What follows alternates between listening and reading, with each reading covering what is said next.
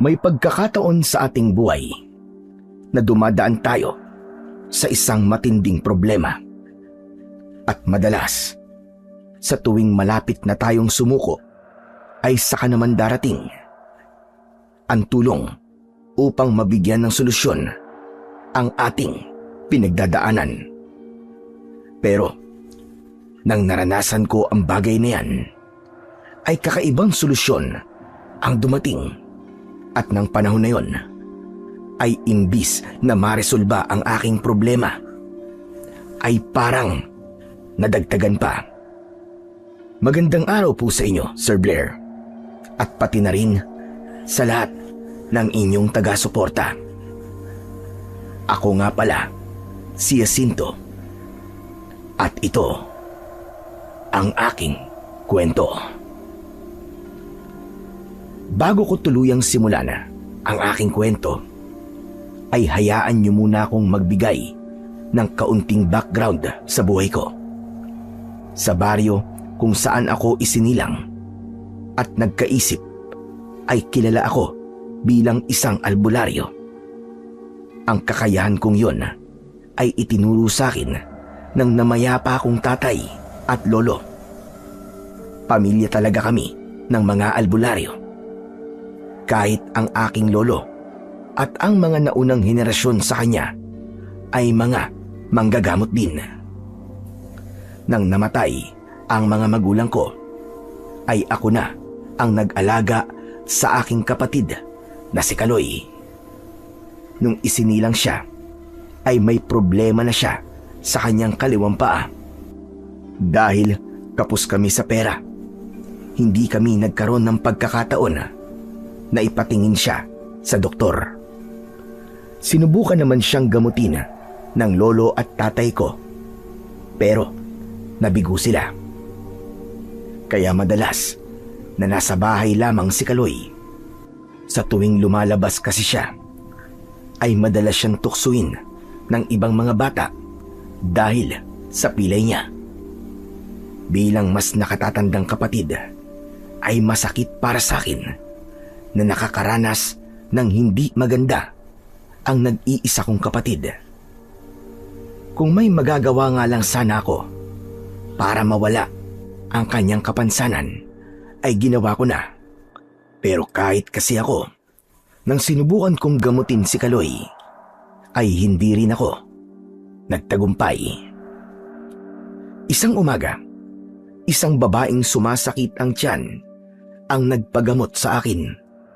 Matapos ko siyang gamutin, ay inabutan niya ako ng 10 piso. Humingi pa siya ng pasensya sa akin dahil yun lang daw ang kaya niyang ibigay. Nakangiti kong sinabi sa babae na walang kaso yun sa akin at isang karangalan para sa akin na natulungan ko siya. Nang makaalis na ang babae, ay napansin ko na malungkot na nakatingin si Kaloy sa akin habang nakaupo siya sa papag. Kaloy, bakit ang aga-aga hindi maipintay ang mukha mo? Huwag mong sabihin na nagugutom ka. Kakatapos lang natin mag-almusal.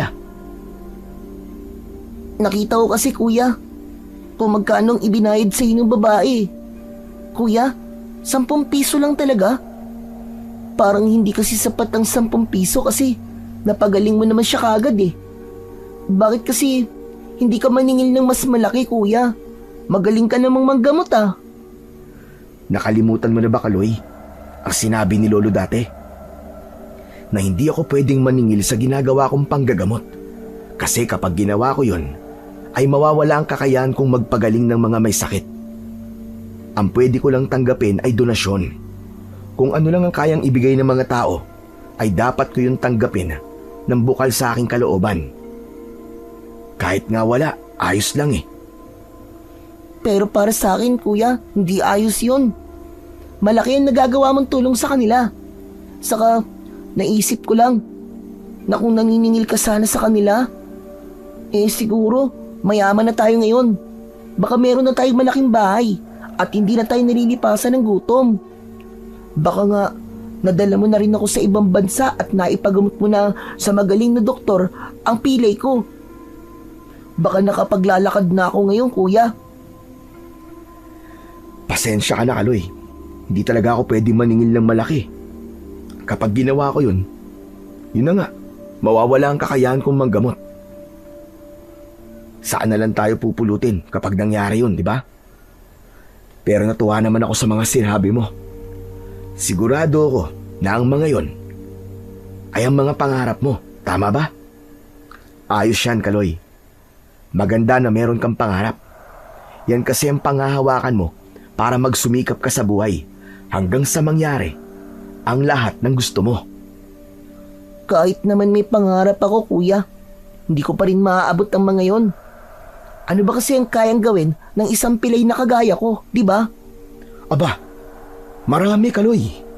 Minsan nga, mas marami pang kayang gawin ng mga kagaya mo kaysa sa mga taong walang kapansanan. Basta, Kaloy, itong tatandaan mo. Huwag mong hayaan na malimitahan ka ng kapansanan mo. Kapag nilakasan mo ang loob mo, sigurado ako na marami kang magagawa at matutupad mo ang lahat ng pangarap mo. Sinasabi mo lang yan sa akin, kuya, para lumakas ang loob ko eh. Pero ang totoo, mas marami akong magagawa kung normal akong nakakalakad. Bakit ba ganyan ka magsalita ngayon? Huwag mong sabihin na meron na namang nanukso sa'yo. Sino? Si Betong ba? Hindi ba yun yung malakas namang Alaska sa'yo palagi? Wala namang nanunukso sa akin, kuya. Kasi hindi na ako lumalabas ng bahay eh. Pero kahapon kasi, nakita ko yung mga bata na naglalaro sa labas. Naisip ko lang na 15 taon na ako ngayon, pero hindi ko pa nararanasang makipaglaro sa ibang bata sa labas. Anong hindi? Nakalimutan mo na ba yung medyo bata-bata pa ako na nakikipaglaro ko sa'yo? Nagtatago-taguan pa nga tayo, di ba? Saka naglalaro rin tayo ng mga laruang napupulot natin sa basurahan, di ba? Yung mga trak-trakan tsaka yung kutsi-kutsihan. Nagpakawala ng buntong hininga si Kaloy. Alam ko na malungkot ang kapatid ko dahil maraming bagay siyang hindi nagagawa dahil sa kanyang kapansanan. At bilang mas nakatatandang kapatid niya, ay tungkulin ko na pasayahin siya kapag nakakaramdam siya ng kalungkutan. Alam mo, Kaloy, ang mabuti pa, sumama ka na lang sa akin sa palengke. Samahan mo akong bumili ng ulam natin para mamayang tanghali at gabi. Wag na, kuya. Matatagal lang ka lang kasi mabagal ako maglakad eh. Kasi nakasaklay ako. Pero simula ngayon, hindi mo na kailangan magsaklay. Halika, meron akong sorpresa para sa'yo. Ha? Anong sorpresa po, kuya? Halika, sumunod ka na lang sa akin. Ipapakita ko sa'yo dun sa likod ng bahay. Nauna akong lumabas kay Kaloy at nagmamadali akong nagpunta sa likod ng aming bahay. Maya-maya pa ay dumating na si Kaloy. Sa tulong ng isang lumang saklay ay nakakapaglakad naman siya. Oh, hetong sorpresa ko para sa'yo. Ano yan, kuya? Kariton ng sorpresa mo sa akin? Oo, dito kita isasakay kapag gusto mong sumama sa akin sa labas o kaya kapag meron tayong pupuntahan. Itutulak na lang kita para hindi ka na mapagod sa paggamit ng saklay, o di ba? Salamat, kuya. Pero hindi ka na dapat bumili ng kariton para lang sa akin. Gumastos ka pa tuloy. Ano ka ba? Wala akong ginastos dyan kahit piso, no? Ako ang gumawa niyan eh. Ay, hindi pala. Ako pala ang umayos niyan. Ilang araw ko na kasing nakikita na may sirang kariton sa harapan ng bahay ni Mang Umpong. Kaya hiningi ko na lang. Hindi naman nila gagamitin. Kaya ibinigay na lang sa akin. Tapos, dinala ko rito at inayos ko. Huwag kang mag-alala kasi matibay yan. Siniguro ko na okay yan bago natin gamitin. Wow! Grabe ka, kuya. Ang dami palang kayang gawin. Hindi ka lang albularyo. Karpintero ka rin pala. Hehe, nahirapan talaga akong ayusin yan. Pero inisip ko na mas gagaan ang buhay nating dalawa kung meron tayong kariton. Kaya kahit mahirap, ay sinikap ko talagang ayusin at patibayin yung kariton. Nagtaka ko nang napansin ko na naluluwa si Kaloy. Halatang pinipigilan niya ang kanyang pag-iyak. Tinapik ko ang likod niya at ngumiti ako. Oh, bakit parang naiiyak ka dyan, Kaloy? Hindi ka ba masaya sa sorpresa ko sa'yo? Sobrang saya ko nga po, kuya eh. Kaya nga po naiiyak ako. Naisip ko kasi na masyado kong iniisip ang kapansanan ko kaya pakiramdam ko ay napakamalas ko sa buhay. Pero hindi pala. Sobrang swerte ko pala kasi may kapatid ako na kagaya mo. Sorry kuya, kung hindi ko nakikita ang mga bagay na ginagawa mo para sa akin. Ay nako, wag ka na nga magdrama ng ganyan. Kasi pati ako naiiyak na rin eh. Nakalimutan mo na ba? Hindi ba nangako ko nung kay tatay na aalagaan kita kahit malaki ka na? Saka wala kang dapat ipagpasalamat sa akin. Ano ka ba, Kaloy? Ginagawa ko lang ang responsibilidad ko bilang kuya mo. Hindi na napigilan ni Kaloy ang yumakap sa akin ng maigpit. Tinapik ko ang likod niya at doon na siya tuluyang napagulgol. Naluwa na rin ako, pero ramdam ko ang nag-uumapaw na kasiyahan sa aking puso.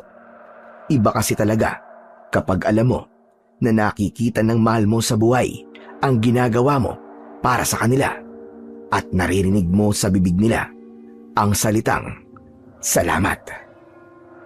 Maya-maya pa ay isinakay ko na si Kaloy sa kariton. Itinulak ko na yon papunta sa palengke. Tuwang-tuwa siya dahil hindi na niya kailangan na gumamit ng saklay. Kahit mainit ang sikat ng araw, ay hindi ako nagreklamo dahil sapat na sa akin na makitang masaya ang kapatid ko. Pagdating sa palengke, ay bumili ako ng kalahating kilo ng karne ng baboy at ilang pangsahog. Naisipan kong magluto ng minudo dahil paborito yon ng kapatid ko. Hindi nagtagal ay bumalik na kami sa aming bahay. Malapit na kami nang biglang nagsalita si Kaloy. Mas okay pala yung ganito kuya. Mabuti na lang at naisipan mo to. Pero kuya, parang pagod ka na. Ayos lang ako, Kaloy. Masaya ako kapag nakikita kang masaya. Saka maganda nga to eh. Para nakakapag-ehersisyo ko kahit papano, di ba? Pagdating namin sa bahay, ay binuksan ko ang pinto. Isang puting sobre ang nahulog mula sa pagkakaipit sa pinto na noon ko lang napansin. May pagtatakang dinampot ko ang sobre. Nakasulat sa labas ng sobre ang pangalan ng isang bangko. Binuksan ko yon at binasa ang sulat na nasa loob. Nanlamig ako matapos kong basahin ang sulat. Nakalagay kasi roon na nakasangla sa bangko ang lupang kinatatayuan ng aming bahay at kailangan naming magbayad ng 100,000 piso. Kung hindi namin yun mababayaran, ay kukunin ng bangko ang lupa namin at kailangan naming umalis. Binalikan ko ang nakaraan at naalala ko na noong nagkasakit ang tatay ko at kinakailangang dalhin sa ospital, ay nabayaran agad ni Lolo ang bills namin sa ospital. Doon ko napagtanto na isinangla pala noon ni Lolo ang aming lupa. Kaya mabilis siyang nakakuha ng pera. Kuya, ayos ka lang ba? Kanina ka pa nakatulala dyan ah. Ano ba yung hawak mo? Sulat ba yan? Wala to. Meron lang nanghihingi ng abuloy para sa patay. Hayaan na natin to. Kasi wala naman tayong maibibigay eh. Eh bakit ka nakatulala kuya? Parang bigla kang nagkaroon ng malaking problema eh. Ang dami mo talagang napapansin. Halika na nga. Pumasok na tayo para makapagluto na ako. Tulungan mo ako ha. Ikaw ang magbabalat ng carrots at patatas. Yun lang pala eh. Ang dali lang nun. Gusto mo, kahit ako pa ang maggayat ng bawang at sibuyas eh. O sige, pati yun gagawin mo na rin para mapabilis ang pagluluto ko. Okay? Okay na okay. Pinilit kong maging masaya. Naisip ko na huwag sabihin kay Kaloy na maaaring mapalayas kami sa aming bahay. Ayoko nang dagdagan pa ang pasanin ng kapatid ko. Kung kinakailangan na mag-isa kong problemahin ang bagay na yon, ay gagawin ko. Mula sa kariton ay binuhat ko si Kaloy at dinala ko siya sa loob ng aming bahay. Pinaupo ko siya sa kusina at inilatag ko sa harapan niya ang mga carrots at patatas na babalatan niya. Ako naman ay nagsimula ng hugasan ang karne sa batalan. Nang sandaling yon ay parang nawala ako sa akin sarili. Hindi ko kasi alam kung saan ako kukuha ng 100,000 piso. Hindi sapat ang donasyon na natatanggap ko sa aking panggagamot. Pero nangako pa rin ako sa sarili ko na gagawin ko ang lahat para hindi kami mawalan ng tirahan. Ang lupa at bahay na lang na yon ang meron kami ni Kaloy. Kaya hindi ako papayag na pati ang mga yon ay mawawala sa amin. Sa mga lumipas na araw ay hindi ko ipinahalata kay Kaloy ang problema namin. Mag-isa akong nag-isip kung paano ko mababayaran ang pagkakasanla ng aming lupa. Patuloy pa rin ako sa panggagamot at pagtanggap ng donasyon mula sa mga nagtitiwala sa aking kakayahan. Naging matipid din ako sa pera. Palagi akong nagtatabi kahit barya lang. Sinubukan kong mangutang sa mga taong kakilala ko, pero karamihan sa kanila ay walang naipautang sa akin. Naintindihan ko naman dahil alam ko na maging sila ay hirap din sa buhay. Kinapalan ko na ang mukha ko at lumapit ako sa aming mayor. Inilahad ko sa kanya ang aming problema. Nabigyan niya ako ng pera, pero hindi ganun kalaki. Mas malaki pa rin ang perang kulang sa kailangan naming mabayaran sa bangko. Pero kahit na anong tago ko sa problemang yun, ay hindi pa rin ako nakaligtas sa pagiging mapanuri ni Kaloy. Isang gabi, habang magkatabi kami sa papag, ay bigla siyang nagsalita. Kuya, okay ka lang ba? Oo naman. Bakit mo naman yan naitanong? Kasi kahit hindi ka nagsasabi sa akin, ay alam kong meron kang iniisip na problema. Madalas kasi kitang nakikita na tahimik at ang lalim ng iniisip. Ano ka ba? Wala akong problema, Kaloy. Iniisip ko lang kung paano ko pagkakasyahin yung perang meron tayo sa araw-araw nating gastos. Yun lang yun. Hindi ba? Dati pa natin yung problema. Pero palagi mo sinasabi na Diyos na ang bahalang magbigay sa atin. Malakas ang pakiramdam ko, kuya, na may mas mabigat kang problema. Hindi mo ba sinasabi sa akin kasi alam mo na wala naman akong magagawang tulong? Huy, ano ka ba? Huwag kang magsalita ng ganyan, Kaloy. Wala tayong ibang problema, kundi yung paano natin maitatawid ang pang-araw-araw na buhay natin. Ang mabuti pa ay matulog ka na. Gabing-gabi na eh. Saka inaantok na rin ako. Tumagilid ako at tumalikod kay Kaloy upang isipin niya na matutulog na ako. Paraan ko yun para makaiwas sa pag-uusap namin. Ayoko kasi na mahalata ng kapatid ko na meron pa kaming mas malaking problema na kinakaharap. Kinabukasan, 6:00 ng umaga na ako nagising. Ang ganung oras ay tanghali na para sa akin dahil palaging 5:00 ko nagigising para simulan ang araw ko. Sadyang halos madaling araw na kasi akong nakatulog dahil sa labis na pag-iisip. Babangon na sana ako nang bigla akong natigilan dahil nakita ko si Kaloy na nasa kusina. Hawak niya ang sulat na ipinadala ng bangko. Nagmamadali akong bumangon at patakbo kong lumapit kay Kaloy. Mabilis kong inagaw sa kanya ang sulat at umasa ako na hindi niya yon nabasa. Kuya, yang bandaylan kung bakit problemado ka nitong mga nakaraang araw? Ano ba sinasabi mo? Hindi kita maintindihan eh. Saan mo ba nakuha tong sulat na to ha? Sa lagayan ng mga damit mo. Nakita ko kasi na magulo ang mga damit mo kaya naisipan kong ayusin. Tapos nakita ko yan. Nakalagay dyan na kung di tayo makapagbabayad ng 100,000 sa loob ng 6 na buwan ay kukunin ng bangko tong lupa natin. Ang totoo niyan, di ko talaga alam kung kanino talaga ang sulat na to eh. Napulot ko lang to sa labas eh. Hindi ko nga alam na nadala ko pala yan dito sa bahay natin at nailagay ko pa sa mga damit ko. Huwag ka na magsinungaling kuya. Nabasa ko na nakapangalan sa iyo ang sulat na yan. Para talaga yan sa atin. Saka natatandaan ko na may sulat kang kinuha nung isang araw. Yung sinabi mo na may nanghihingi ng abuloy. Alam kong yan yun. Bakit hindi mo sinabi sa akin ang tungkol dyan, kuya? Wala na pala akong lusot sa'yo, Kaloy. Sige, magsasabi na ako ng totoo. Para sa atin nga ang sulat na to. Ang hinala ko, isinangla ni Lolo ang lupa natin nung nagkasakit si tatay at dinala siya sa ospital. Natatandaan mo naman siguro yun, no? Pero bakit hindi mo nga sinabi sa akin yan, kuya?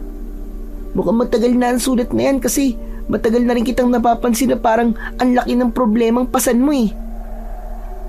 Ayoko kasi na mag-isip ka pa. Ako ang panganay. Kaya dapat ay ako lang ang mamumroblema nito. Hindi mo ba sinabi sa akin? Kasi alam mo na wala akong may tutulong sa'yo. Kaloy naman, di ba sabi ko sa'yo ayoko magsasalita ka ng ganyan? Ayokong minamaliit mo ang sarili mo. Talagang ayoko lang na pag-isipin ka pa. Saka gumagawa naman ako ng paraan eh. May mga tao na akong nilapitan at sa ngayon, meron na tayong 10,000. Hahanap pa ako ng mga taong pwede nating mautangan. Pero malaki pa rin ang kailangan natin, kuya. Anong gagawin natin kapag hindi tayo nakabayad sa bangko? Saan na tayo nito pupulutin? Mawawalan na ba tayo ng bahay, kuya? Magiging palaboy na ba tayo? Yan ang habang sinasabi ko eh. Kaya ayokong sabihin sa iyo tungkol sa bagay na yan kasi mag-iisip ka lang kung ano-ano eh. Kaloy, itong sasabihin ko sa iyo, hindi ako papayag na mangyari ang mga sinabi mo. Gagawa ako ng paraan para hindi tayo mapalayas dito. Kaya wala kang dapat na ipag-alala. Pero parang imposible kasi na makapag-ipon ka ng 100,000 sa loob ng 6 na buwan. Bakit wala ka bang tiwala sa akin? Nagiging makatotohanan lang ako, kuya. Ano kaya kung maningil ka ng malaki sa panggagamot mo? Kahit gawin mo lang yan hanggang sa makabayad na tayo sa bangko. Siguro naman maiintindihan ka ng mga nagpapagamot sa'yo. Yan ang hindi ko pa pwedeng gawin. Dahil kapag ginawa ko yan, mawawala ang kakayahan ko sa panggagamot. At kapag nangyari yun, mas lalo lang tayong mahihirapan. Maigpit na ibinilin sa akin ni Lolo na ang kakayahan kong ito ay ibinigay sa akin para makatulong sa mga nangangailangan at hindi ko to pwedeng gawing kabuhayan. Ang malas naman. Pinamanaan ka nga ni Lolo ng isang kakayahan pero hindi mo naman magamit para magkaroon tayo ng maraming pera. Basta huwag ka mag-alala, Kaloy. Naniniwala ako may awa ang Diyos. Ang kailangan mo lang gawin ay palaging magdasal. Malaking tulong na yon para sa sitwasyon natin ngayon. Malalagpasan din natin to. Magtiwala ka lang. Napailing na lang si Kaloy. Alam ko na kahit na anong sabihin ko sa kanya ay hindi na mawawala ang pag-aalala sa kanya. Bahagya rin akong nagsisi kung bakit hindi ko itinago ng maayos ang sulat mula sa bangko. Ayoko sana talagang malaman ni Kaloy ang tungkol sa bagay na yun. Pero wala na akong magagawa dahil siya mismo ang nakatuklas na may posibilidad na mapalayas kami sa aming bahay. Makalipas ang ilang araw, ay isang empleyado ng bangko ang bumisita sa amin. Hinayaan ko na marinig ni Kaloy ang aming pag-uusap dahil wala nang dahilan para itago ko sa kanya ang problema namin. Ipinaliwanag sa amin ng empleyado ng bangko ang nakalagay sa sulat. Ipinakita niya rin sa amin ang kontrata na pinirmahan ng lolo namin bilang katibayan na isinangla talaga ni lolo ang aming lupa. Nang umalis na ang kumausap sa amin, ay parehas kaming nakatulala ni Kaloy. Mas lalo kasi naming naintindihan ang bigat ng problema namin. Kung ako lang sana ay walang problema. Kaya kong mabuhay sa lansangan, pero hindi ko yun maaaring hayaan na mangyari dahil kasama ko si Kaloy. Bahagya akong napapitlag nang may kumatok sa pinto ng aming bahay. Tumayo ako na parang wala sa sarili. Pagbukas ko ng pinto ay isang matandang lalaki ang aking nakita.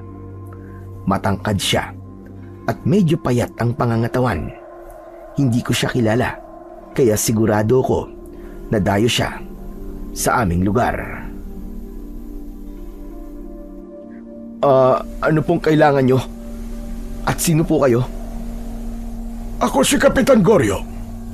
Kapitan ako ng isang maliit na baryo na kung tawagin ay Santa Teresa. Santa Teresa? Alam ko po ang lugar na yun at napakalayo po nun. Ikaw ba ang albularyong si Jacinto? Yung apo ni Panying? Ako nga po. Magpapagamot po ba kayo? Naku, pasensya na po pero pwede po bang bumalik na lang kayo sa ibang araw? Medyo hindi po kasi maganda ang pakiramdam ko ngayon eh. Baka hindi ko po kayo magamot ng maayos. Mukha ba akong may sakit para isipin mong magpapagamot ako sa'yo? Kung ganun, ano po bang kailangan nyo? Kung hindi po kayo mapapagamot sa akin. Albularyo po ako at lahat po na nagpupunta rito ay may sakit. Kaya naisip ko po na ganun din po kayo. Hindi kita sinadya rito para magpagamot. May iba akong dahilan kung bakit kita pinuntahan. Ano po yun? Baka pwedeng sa loob na tayo mag-usap. Napakainit dito sa labas at nauuhaw rin ako. Baka mabibigyan mo ako ng tubig. Napakalayo pa kasi ng pinanggalingan ko. Sige ho. Pasok po kayo. Pasensya na po at maliit lamang ang aming bahay. Pumasok si Kapitan Goryo at pinaupo ko siya. Wala naman akong naramdamang kakaiba sa kanya. Kaya tiwala ko na hindi siya masamang tao kahit noon ko lang siya nakita. Siya nga po pala, Kapitan. Siya po ang kapatid ko na si Kaloy. Yung tubig ko. Baka pwedeng unahin mo na muna yun. Ay, sorry, oo nga pala. Pasensya na po, sige po. Ikukuha ko muna kayo ng tubig. Nagmamadali akong pumunta sa kusina para kumuha ng isang baso ng tubig. Pagkatapos ay binalikan ko si Kapitan Goryo at ibinigay ko yon sa kanya. Dire-diretso niyang inubos yun. Ang sarap ng tubig niyo rito. Saan kayo kumukuha? Doon lang po sa may poso. Pero pinakukuluan po muna namin yan bago ilagay sa water jug. Mukhang malinis naman pala ang tubig niyo rito. At hindi ako magkakasakit. Hindi ko naman po kayo paiinumin ng tubig na alam ko po magkakasakit kayo. Pero pwede na po ba natin pag-usapan yung dahilan kung bakit po kayo pumunta rito? Nabanggit niyo po si Lolo Panying kanina. Kung siya po ang ipinunta niyo rito, ikinalulungkot ko po pero matagal na po siyang patay. Alam kong patay na si Panying. Nakipaglibing pa nga ako noon. Pero siguro ay hindi mo ako napansin. Ay, hindi nga po. Mukhang kilalang-kilala niyo po talaga si Lolo Oo naman. Magkaklase kami noong high school. At kahit lumipat na ako sa Santa Teresa, ay naging magkaibigan pa rin kaming dalawa. Ang totoo nga niyan, ikaw ang ipinunta ko rito, Jacinto. Ano ho? Kung ganun ano po bang kailangan niyo sa akin? May malaking problema ang lugar namin sa ngayon.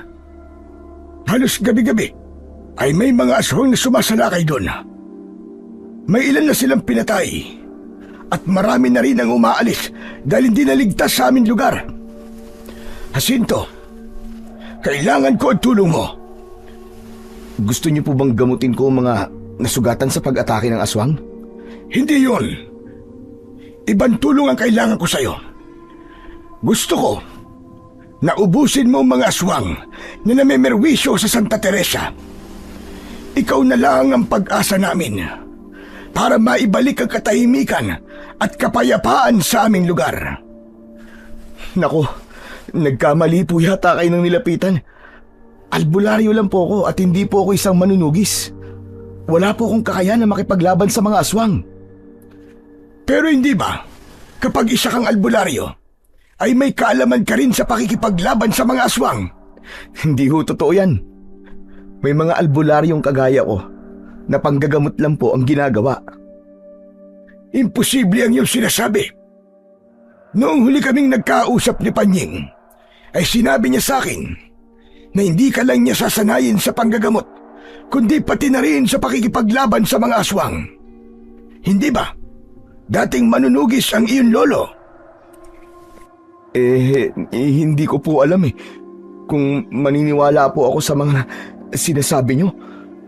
Pero wala po ako natatandaan na naging manunugis po si Lolo Panying. Bata pa lang po ako isa na po siyang albularyo at kahit minsan, hindi ko po siya nakitang nakipaglaban sa mga aswang Kaya sigurado po ako na mali po kayo ng pinuntahan. Baka po hindi si Lolo Panying ang tinutukoy niyong albularyo na dating manunugis ng aswang. Hindi. Hindi ako pwede magkamali. Ang lolo mo ang nagsabi nun sa akin. Kaya imposible na hindi kanya sinanay para makipaglaban sa mga aswang. Ang sabi pa nga niya ay meron siyang ginagamit na agimat at sandata na hindi ko na maalala kung anong klaseng sandata yon. Pero ang tanging agimat lang po na pinamana po sa akin ni Lolo ay ito pong suot ko. Pero ito po ay ginagamit ko lamang sa panggagamot ko. Wala po itong kapangyarihan para bigyan po ako ng kakayahan na makipaglaban po sa mga aswang. Pero malay mo naman, marunong kang makipaglaban sa mga aswang. Nakikiusap ako sa iyo, Jacinto. Tulungan mo kami. Wala kasing kahit isa sa amin ang may lakas ng loob na labanan ng mga aswang. Kung walang lalaban sa mga halimaw na yon, hindi magtatagal ay mauubos ang tao sa aming lugar. Naku, pasensya na po talaga kayo, Kapitan Goryo. Hindi ko po kaya ang gusto niyong gawin ko Hindi ko po ilalagay sa peligro ang buhay ko dahil ayokong may masamang mangyari sa akin. Ako na lang po ang kasama ng kapatid ko at nakikita niyo naman po na may kapansanan siya. Kapag po nawala ko, mahihirapan po ng sobrang kapatid ko. Sana naman po maintindihan niyo. Naiintindihan naman kita, Jacinto. Pero nagbabakasakali lang talaga ako na matutulungan mo kami. Ang totoo niyan ay handa kaming bayaran ka sa bawat aswang na mapapatay mo. Hindi na po magbabago ang desisyon ko. Kahit po bayaran niyo pa ako, ay hindi ko gagawin ng isang bagay na hindi ko naman kayang gawin. Mawalang galang na po, pero makikisali lang po ako sa pag-uusap niyo. Magkano po ba sana ang ibabayad niyo sa bawat aswang po na mapapatay ni Kuya? 10,000 piso. Wala na kami magagawa kundi gamitin ang pondo ng aming lugar. Alam ko rin na hindi biro at hindi madali ang pumatay ng aswang. Kaya ganun kalaki ang perang ibabayad namin. Nanlalaki ang mga matang napatingin ako kay Kaloy.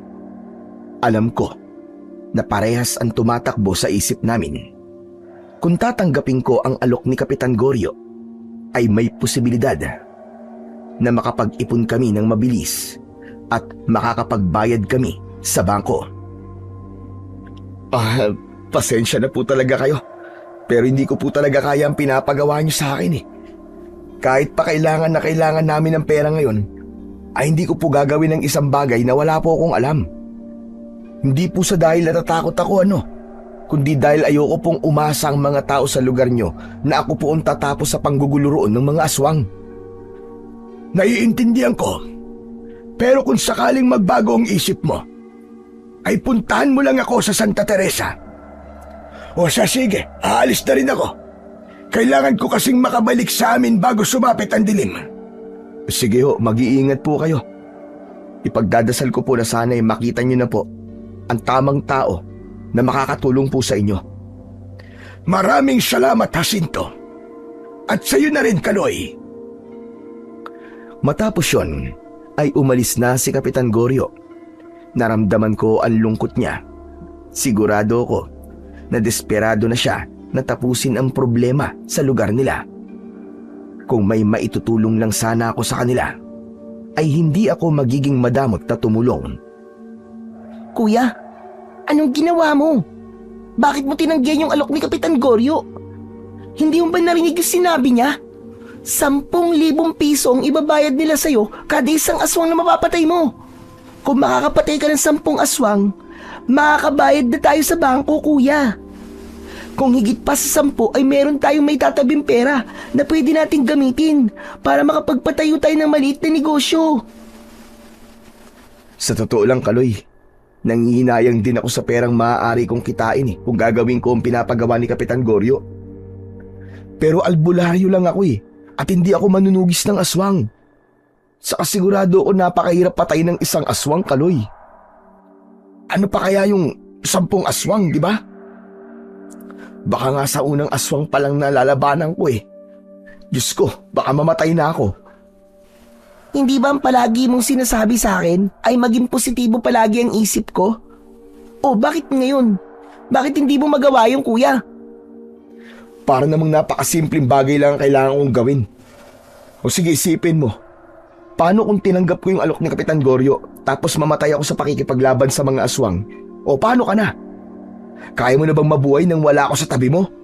Hindi. Pero paano kung magtagumpay ka, kuya? Paano kung magawa mo makapatay ng 10 aswang o ng masigit pa? E di tapos na ang problema natin. Imposibleng mangyari ang sinasabi mo. Hindi nga kasi ako marunong makipaglaban sa mga aswang. Ano ka ba? Pero paano nga kung yun na pala ang sagot sa problema natin, kuya?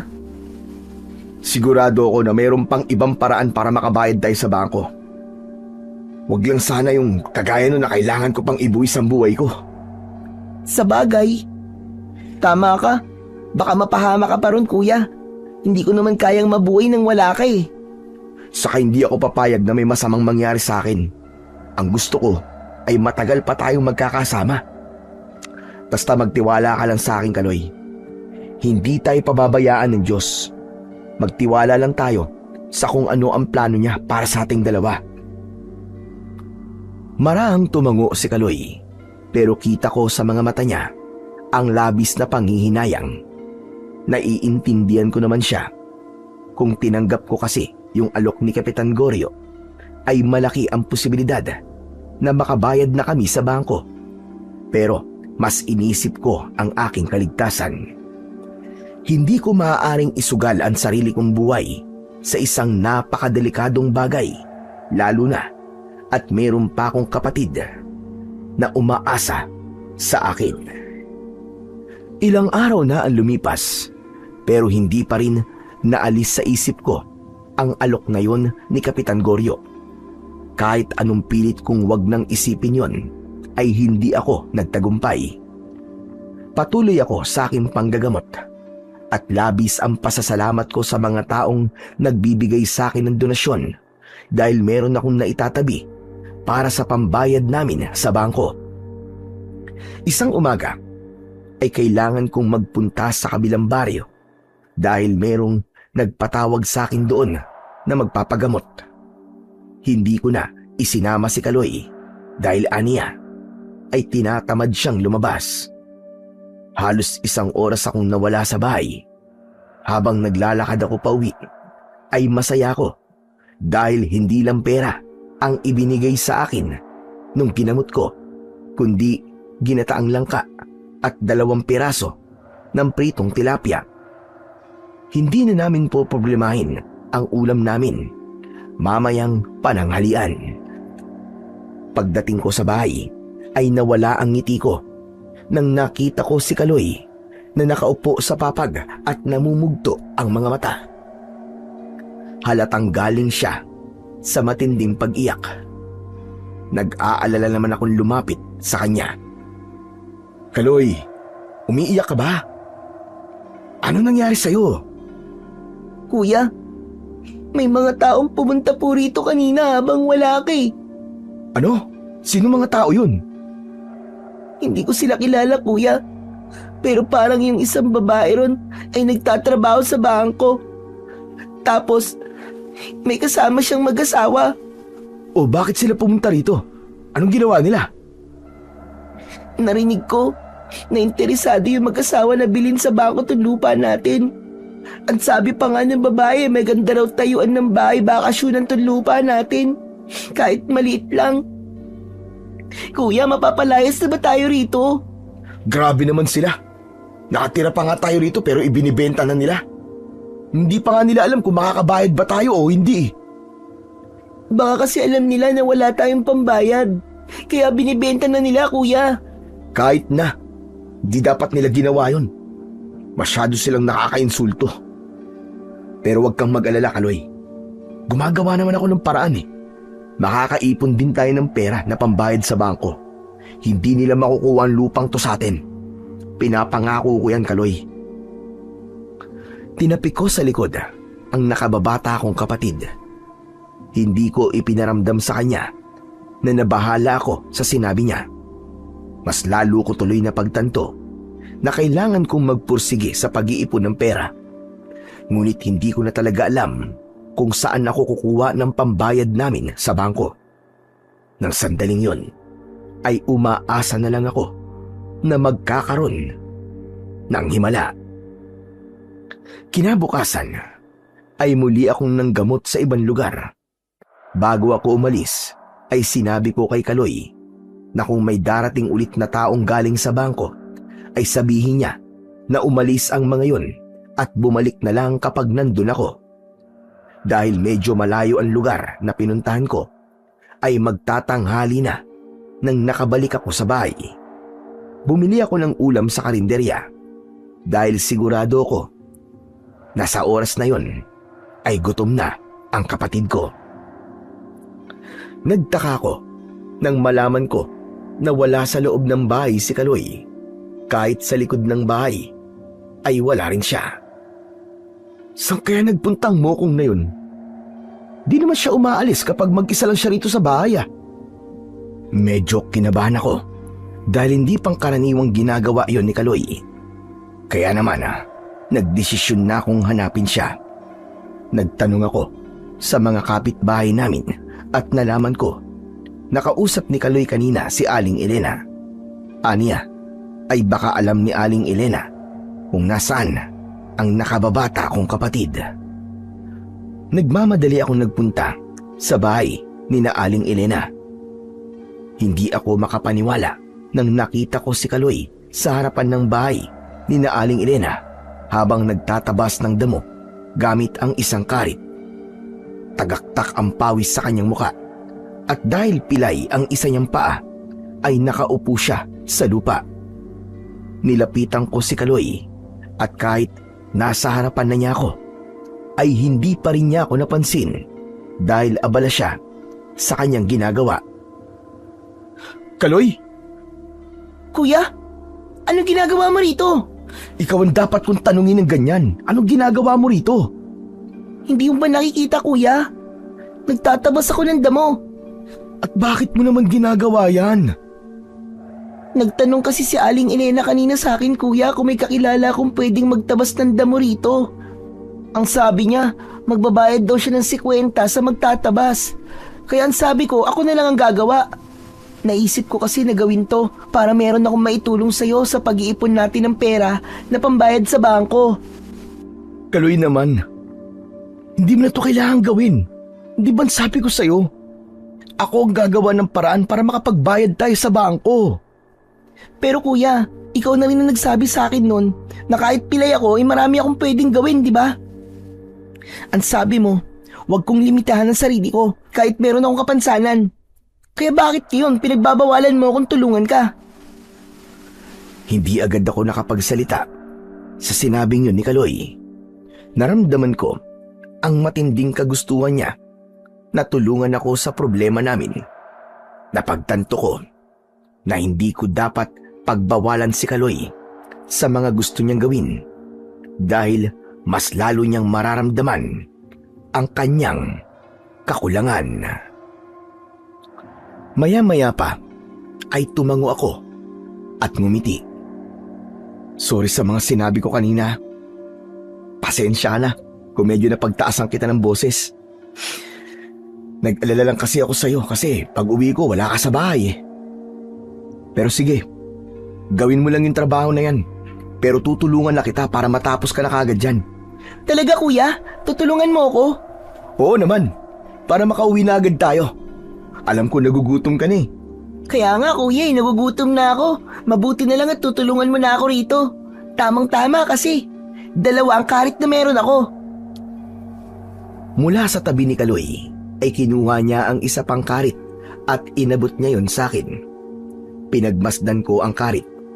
Hindi yun pangkaraniwang karit dahil ang hawakan nun ay gawa sa isang matibay na uri ng kahoy. May mga nakaukit na simbolo sa hawakan at ganun din sa mismong talim nun. Hindi na ako nagtanong pa kay Kaloy ng tungkol sa kakaibang karit. Mas inisip ko na tapusin na ang pagtatabas doon para makauwi at makakain na kami ng kapatid ko. Maya-maya ay magkatulong na kami ni Kaloy sa pagtatabas ng damo at dahil 2 na kami na gumagawa nun ay mabilis kaming natapos. Kinuha na ni Kaloy ang bayad sa kanya ni Aling Elena at pagkatapos ay magkasama na kaming naglakad pauwi sa aming bahay.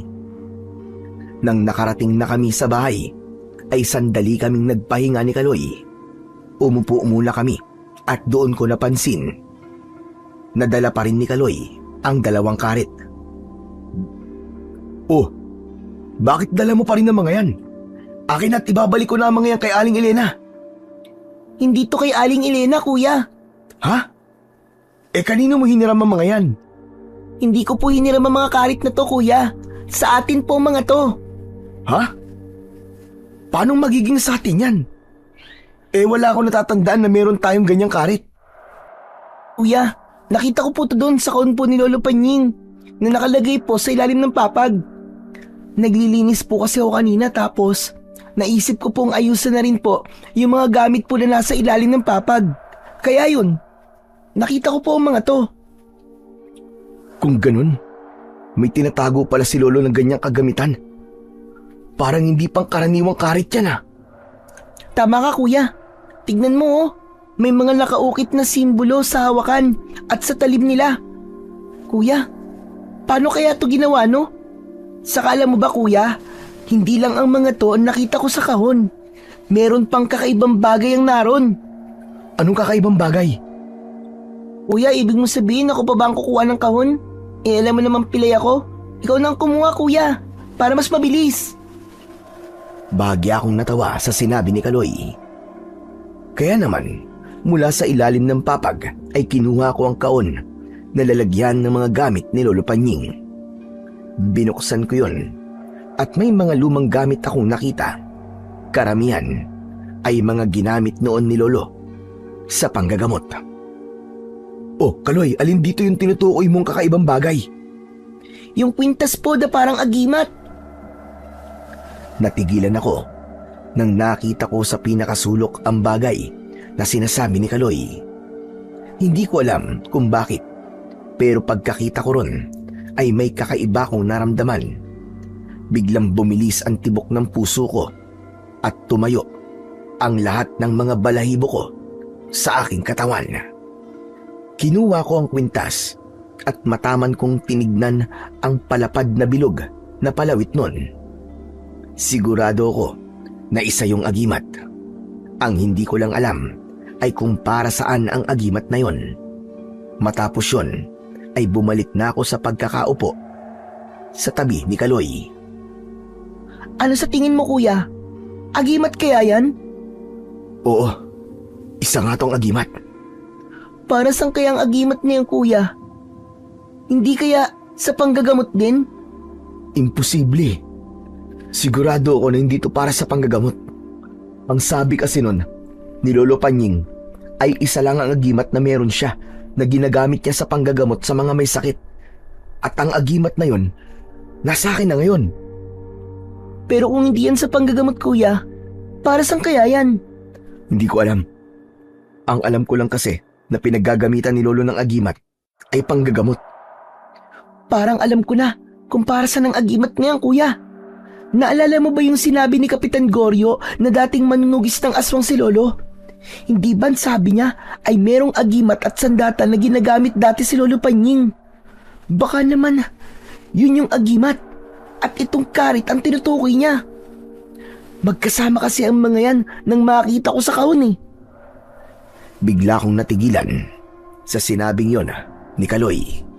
Napagtanto ko na merong punto ang kanyang sinabi. Oo nga no, mukhang tama ka, Kaloy.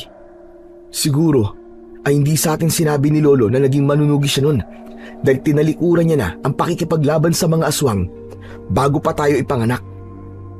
Baka nga may plano talaga si Lolo na sanayin ako para maging isang manunugis. Pero hindi niya na nagawa kasi sumakibilang buhay na siya. May punto ang mga sinabi mo, kuya. Kaya lang, hindi pa rin tayo sigurado sa bagay na yan. Kaya nga, pero may kilala ako na pwedeng makapagkumpirma sa atin kung para saan ang agimat na to, pati na ang mga karit na yan. Si Kapitan Goryo? Tama ka. Kailangan ko siyang puntahan sa Santa Teresa. Kung sakali na para nga sa pakikipaglaban sa mga aswang ang agimat na to, ay baka tanggapin ko na ang alok niya na ubusin ng mga aswang sa lugar nila. Talaga, kuya? May ikipaglaban ka na sa mga aswang? Ibig sabihin, makakapag-ipon na tayo ng mas mabilis para sa pambayad natin sa bangko. Depende pa rin sa malalaman natin tungkol sa agimat na to. Siguro, bukas na bukas din ay pupunta ako sa Santa Teresa. Kuya, pwede ba akong sumama sa'yo? Ay oo nga pala no. Di kita pwedeng iwan dito na mag-isa. O sige, sasama na lang kita. Kahit delikado ngayon sa Santa Teresa, ay wala naman akong magagawa kundi ang isama ka. Nang sandaling yon, ay naisip ko na mukhang ang pakikipaglaban nga talaga sa mga aswang ang solusyon para hindi mawala sa amin ang lupa namin. Alam kong wala akong kasanayan sa ganung bagay, pero kapag nasiguro ko na ang agimat na hawak ko ay para sa pakikipaglaban sa mga aswang, ay hindi na ako magdadalawang isip na gamitin yon upang matubos na namin ang pagkakasanla ng aming lupa. Nang sumunod na araw, ay maaga kaming nagising ni Kaloy para magpunta sa Santa Teresa. Desidido na kasi kaming malaman kung para saan ba talaga ang agimat at 2 karit na nakita namin sa kahon ng mga gamit ng aming lolo. Pagkatapos naming mag-almusal, ay naghanda na kami. Inilagay namin sa sako ang 2 karit habang ang agimat ay isinuot ko sa leeg ko. Napahawak ako sa dingding nang isuot ko ang agimat. Anong nangyayari sa'yo, kuya? Ayos ka lang ba? Kaloy, may kakaiba akong naramdaman nang isuot ko tong agimat. Parang may kuryenteng gumapang sa buong katawan ko. Hindi ko maipaliwanag ng maayos pero parang biglang gumaan ang pakiramdam ko. Hindi kaya yan na yung kapangyarihan ng agimat na yan, kuya? Baka lumakas ka na, kuya. Baka kaya mo na makipaglaban sa mga aswang. Masyado ka namang excited, Kaloy. Kailangan muna nating makausap si Kapitan Goryo. Sigurado ako na alam niya ang itsura ng agimat na ginamit ni Lolo nun sa pakikipaglaban sa mga aswang. Ang mabuti pa umalis na tayo. Masyadong malayo ang Santa Teresa at hindi tayo pwedeng magpaabot ng dilim sa daan. Matapos yun, ay umalis na kami ni Kaloy. Isinakay ko siya sa kariton kasama ng 2 karit at ng saklay niya. Itinulak ko ang kariton palabas ng aming baryo. Pwede naman kaming sumakay ng tricycle, pero kailangan naming tipirin ang perang meron kami.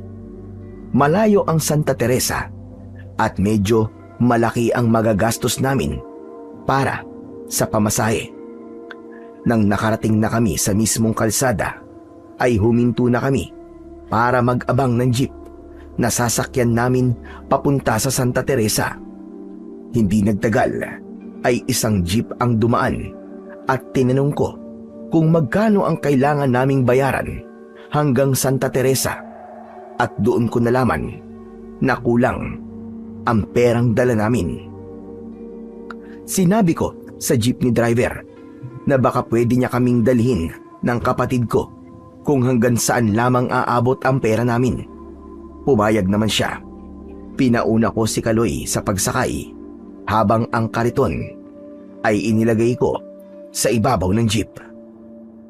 Makalipas ang ilang oras ay bumaba na kami ni Kaloy. Lagpas na ng tanghali kaya masakit na sa balat ang sikat ng araw. Isinakay ko na sa kariton si Kaloy at nagsimula na akong magtulak. Malayo pa ba ang Santa Teresa, kuya? Oo, sa palagay ko nga aabutin pa tayo ng dilim dito eh. Pero huwag kang mag-alala kasi pagdating natin doon, hahanapin kagad natin si Kapitan Goryo. Siguro naman ay papayag siya kung makikituloy tayo sa kanya. Ano kaya kung maglakad na lang ako, kuya? Baka mapagod ka kagad niyan eh. Malayo pa pala ang Santa Teresa. Ayos lang ako, Kaloy. Ayoko na pati ikaw ay mapagod. Saka pwede naman ako magpahinga kung pagod na ako, di ba? Ay, oo nga pala. Kung nauuaw o nagugutom ka na, kunin mo dyan sa bag yung tubig at tinapay, ha? Okay lang naman po ako, kuya. Tipirin na lang po natin yung tubig at tinapay na dala natin kasi hindi natin alam kung anong oras tayo makakarating kina Kapitan Goryo. Oo nga, no? Sa bagay, tama ka. Pero sana ay may magandang kapuntahan itong hirap na ginagawa natin ngayon. Sigurado ka na ba na kapag ginagamit sa pakikipaglaban sa mga aswang yang agimat, kuya, ay tatanggapin mo na ang alok ni Kapitan Goryo? Oo, sigurado na ako, Kaloy. Naisip ko kasi na baka yun talaga ang solusyon na inilatag ng Diyos sa atin. Mahirap at delikado pero kailangan kong gawin. Saka kung agimat talaga to na panlaban sa mga aswang, sigurado ako na malakas ang kapangyarihan nito. Tignan mo naman oh, at hindi napatay ng kahit sinong aswang si Lolo.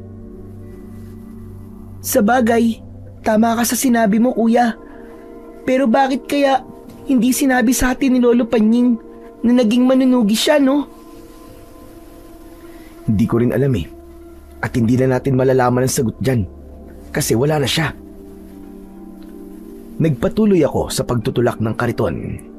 At makalipas ang halos isang oras, ay nakaramdam na ako ng pagod. Pero hindi pa rin ako huminto. Hindi ko ipinakita kay Kaloy na napapagod ako dahil baka bumaba siya ng kariton at mas gustuhin niyang maglakad na lang. Ayoko rin kasi na huminto ng matagal. Plano ko kasi na makarating kami ng Santa Teresa nang hindi pa kumakagat ang dilim. Delikado kasi kung aabutin kami ng gabi sa paglalakad dahil sa mga aswang na umaatake roon. Ilang oras pa ang lumipas at hindi ako nagtagumpay sa plano ko. Kahit ilang minuto lamang akong nagpahinga ay inabot pa rin kami ni Kaloy ng dilim bago namin narating ang Santa Teresa. Nang nasa Santa Teresa na kami ay isa pang problema ang aming kinaharap. Wala kaming mapagtanungan kung saan nakatira si Kapitan Goryo dahil lahat ng bahay ay nakasarado na. Wala kaming nakitang kahit isang tao sa labas. May isang bahay lang kaming kinatok pero sinigawan kami ng babaeng nasa loob at napagkamalan pa kaming aswang. Dahil doon ay napagtanto ko kung gaano katindi ang takot ng mga tao roon sa mga aswang. Wala na kaming nagawa kundi ang ikutin ang Santa Teresa at umasa na makikita namin ang bahay ni Kapitan Goryo. Kuya, parang imposible namang malaman natin kung nasa ng bahay ni Kapitan Goryo kasi wala tayong mapagtanungan. Kaya nga eh. Pero wala na tayong magagawa kasi nandito na tayo eh. Umasa na lang tayo na makikita natin si Kapitan Goryo. Sa totoo lang, kanina pa ako natatakot, kuya. Pakiramdam ko kasi ay may nakasunod sa atin. Ha? may nakasunod. Wala naman ah. Alam mo Kaloy, guni-guni mo lang yun. Saka kung may aswang na nakasunod sa atin, dapat kanina pa niya tayo inatake. Sinasabi mo lang yan kuya para hindi ako matakot eh. Malay ba natin kung naghihintay lang siya ng tamang pagkakataon para umatake? Sige, hihinto ako sandali para tignan kung meron nakasunod sa atin. Oh, wala naman eh.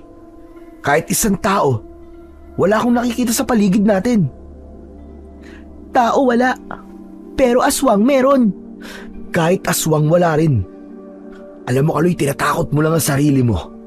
Walang aswang sa likod natin. Sa likod natin kuya, wala. Pero sa harapan meron. Hindi lang isa, kundi 3 aswang. Tumingin ako sa unahan namin at nagimbal ako nang malaman ko na nagsasabi ng totoo si Kaloy. 3 aswang nga ang papalapit sa amin. Nakakatakot ang kanilang itsura. Para silang mga nilalang na hinugot mula sa kailaliman ng impyerno. Nanlilisik ang malalaki nilang mga mata. Mahaba ang kanilang mga kuko at matutulis ang kanilang mga pangil. Tila gutom na gutom sila dahil may malapot pang laway na tumutulo mula sa kanilang bibig. Mahina silang umaangil na para silang mababangis na hayop. Hindi na ako nag-isip. Maigpit kong hinawakan ng kariton at pinihit ko yun patalikod sa mga aswang. Mabilis akong tumakbo, ngunit hindi pa man kami nakakalayo, ay mabilis na tumakbo ang isang aswang papunta sa aming unahan. Hinarangan niya kami ni Kaloy, habang ang 2 aswang naman ay nasa aming likuran. Kuya, anong gagawin natin? Hindi na tayo makakatakas sa kanila. Hindi! Akong bahala, Kaloy! Hindi ako papayag na masasaktan ka ng mga halimaw na yan! Yung mga karet, Kaloy! Akin na! Bilisan mo! Nagmamadaling binuksan ni Kaloy ang sako at mula roon ay inilabas niya ang 2 matutulis na karit. Agad kong kinuha ang mga karit nang iabot yun sa akin ng kapatid ko. Pagkahawak ko sa mga karit, ay may kakaiba kong naramdaman. Tila may kung anong napakalakas na enerhiya ang kumawala mula sa agimat na nakasabit sa aking leg at gumapang yon patungo sa mga karit. Hindi ako makapaniwala nang sa isang iglap ay naramdaman ko ang biglang paglakas ng aking katawan. Nawala rin ang takot ko ng sandaling yon. Hindi ko alam kung dahil ba yon sa may kapangyarihan talaga ang agimat at ang mga karit o dahil sa gagawin ko ang lahat para protektahan ang aking kapatid. Magkakasabay na sumugod ang 3 aswang. Malakas na napasigaw si Kaloy. Mabilis kong tinansya ang distansya nila sa amin at ang una kong inatake ay ang nag-iisang aswang na mas malapit. Gamit ang karit sa kaliwa kong kamay, ay ginilitan ko ang kanyang leeg. Agad kong nilapitan ang 2 aswang na mabilis na tumatakbo papunta kay Kaloy. At bago pa nila malapitan ang kapatid ko, ay sabay kong itinarak ng pataas ang karit sa kanilang leeg. Tumagos sa ibabaw ng bunbunan ng mga aswang ang dulo ng karit. Nang hugutin ko ang mga karit, ay sabay silang bumagsak sa lupa. Parang fountain ang dugo na umaagos sa kanilang bungo. Nang masiguro kong patay na ang mga aswang, ay saka ko nilapitan si Kaloy. Kaloy, ayos ka lang ba? Hindi ka ba nasaktan? Hindi kuya, hindi naman nila ako nilapitan eh dahil ang bilis mong gumalaw. Talaga? Mabilis akong gumalaw? Pero ang pakiramdam ko kanina, normal lang naman ang bilis ko. Hindi kuya, ang bilis mo kaya. Kanina ko lang nakita na ganun kakabilis. Saka ang bilis mo ring napatay yung 3 aswang. Akala ko talaga kanina ay magre-reunion na tayo sa langit kasama si nanay at tatay at lolo eh.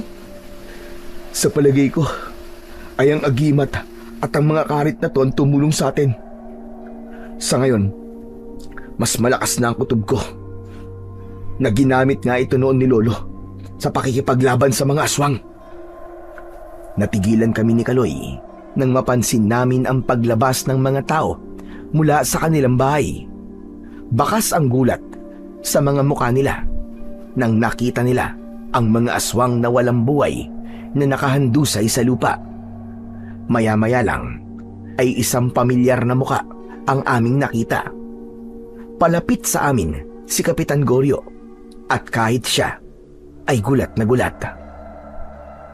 Kapitan, mabutit nagpakita na po kayo sa amin. Kanina pa po namin kayo nahanap eh. Diyos ko! Totoo bang nakikita ko? May mga patay na aswang dito sa Santa Teresa! Totoo po nakikita nyo, Kapitan. At si Kuya Jacinto po ang pumatay sa mga yan. Sayang po at hindi nyo po nakita kung gaano niya kabilis na napatay ang 3 aswang. Hindi nga po yata siya pinagpawisan eh. Jacinto, akala ko ba wala kang kakayahan na makipaglaban sa mga aswang? Ibig bang sabihin ay nagsinungaling ka sa akin nung unang beses tayong nagkausap? Hindi ko, Kapitan Goryo. Hindi po ako nagsinungaling sa inyo. Pero pwede po bang dalhin niyo muna kami ni Kaloy sa bahay niyo? Doon na lang po natin pag-usapan ng lahat. Isa pa, kailangan din po kasi namin ng matutuluyan ngayong gabi. Abay, walang problema doon. Halika kayo, sumama kayo sa akin. Bago kami umalis, ay inutusan muna ni Kapitan Goryo ang ilang kalalakian na sunugin ang katawan ng 3 aswang. Matapos yun, ay sinundan namin ni Kaloy si Kapitan Goryo papunta sa bahay niya. Hindi nagtagal ay nakarating na kami sa bahay ni Kapitan Goryo. Ang tanging kasama niya roon ay ang kanyang asawa na si Aling Celia. Ang mga anak naman nila ay pansamantala nilang pinatira sa bahay ng kapatid ni Kapitan Goryo dahil mas ligtas ang mga yun doon.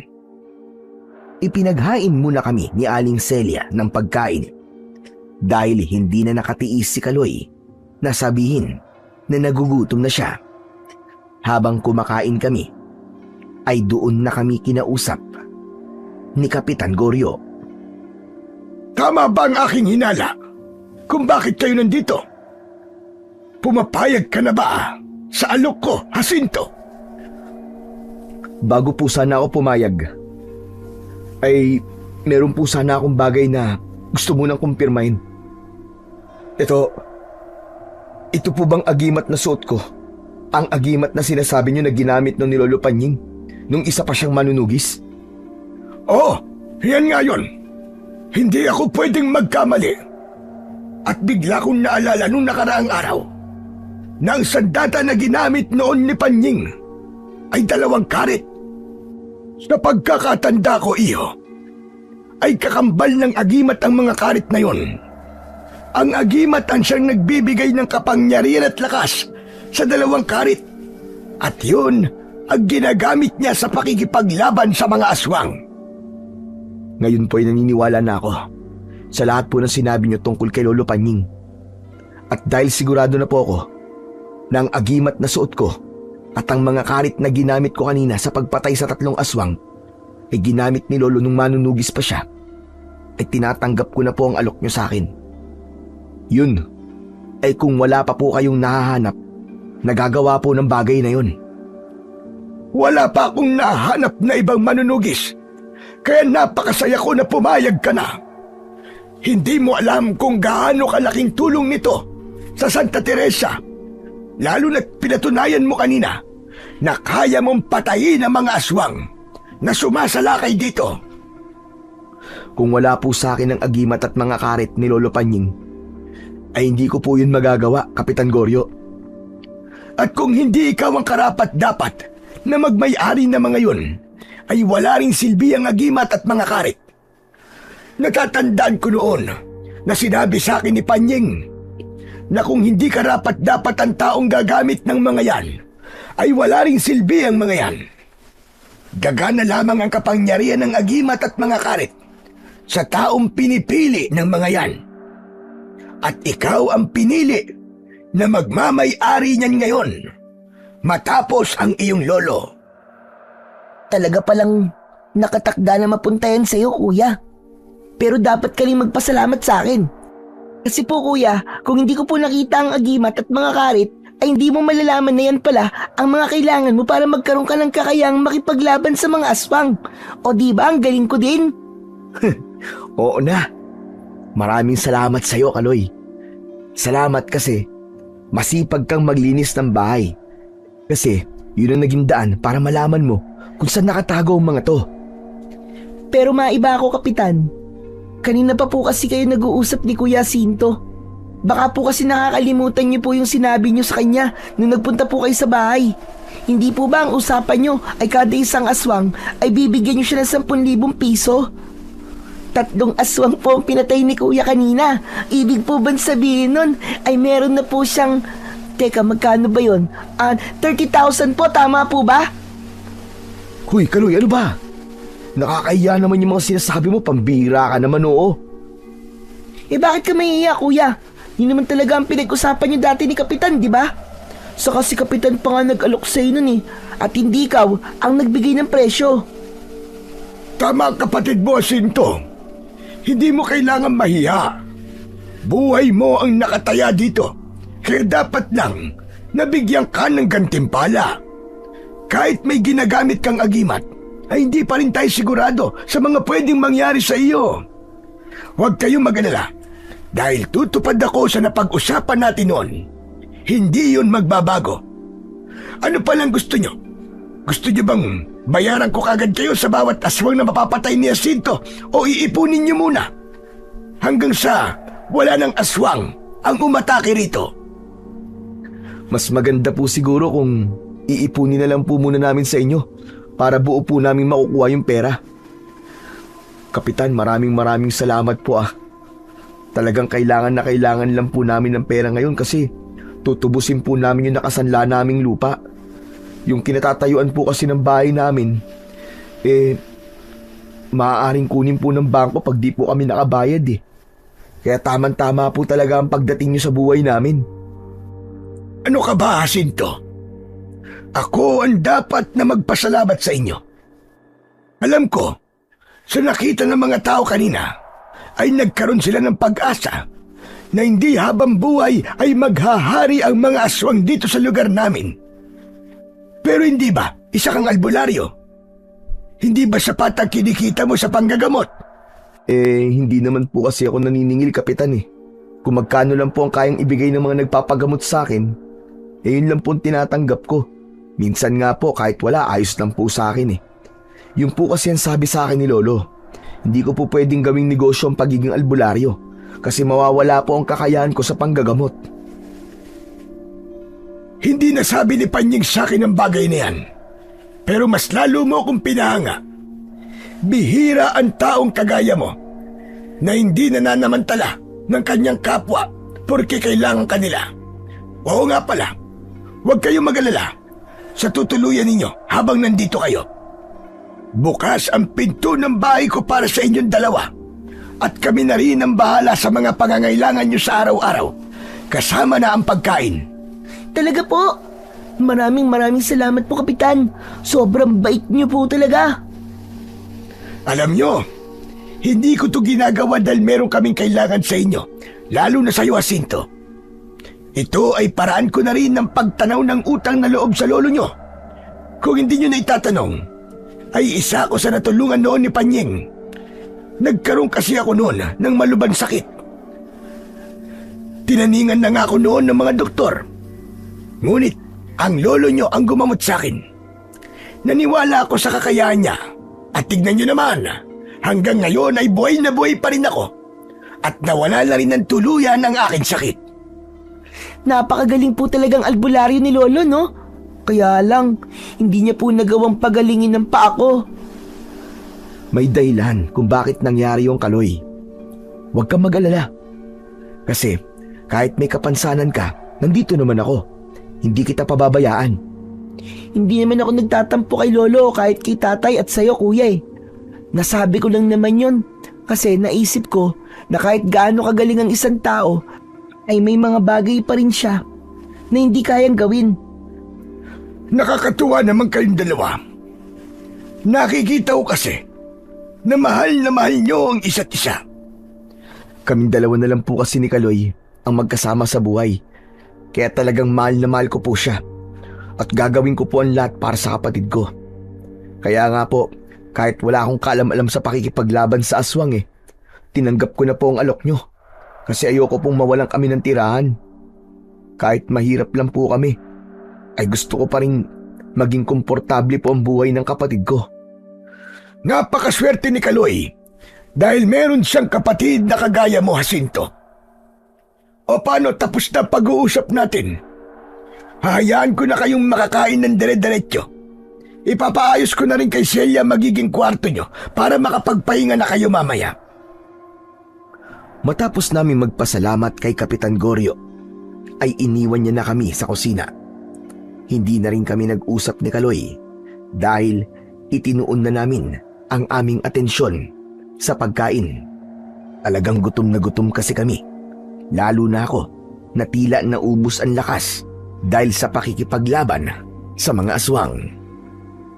Hindi nagtagal ay nagtungo na kami ni Kaloy sa isang kwarto sa bahay ni Kapitan Goryo. Magkatabi kaming humiga sa papag na may manipis na kutsyon. Tuwang-tuwa si Kaloy dahil yun ang unang beses na nakahiga kami sa ganon. Sa bahay kasi ay banig lamang ang latag namin sa aming papag. Alam mo kuya, hindi ko pa rin makalimutan yung nangyari kanina. Sobrang astig mo, biruin mo, tatlong aswang kagad ang pinatay mo sa loob lamang ng isang gabi. Sa galaw mo kanina, parang napakatagal mo nang nakikipaglaban sa mga aswang Kahit nga ako, Kaloy, hindi rin ako makapaniwala na magagawa ko yun Pero sigurado ako na dahil yun sa agimat at sa mga karit ni Lolo Panying.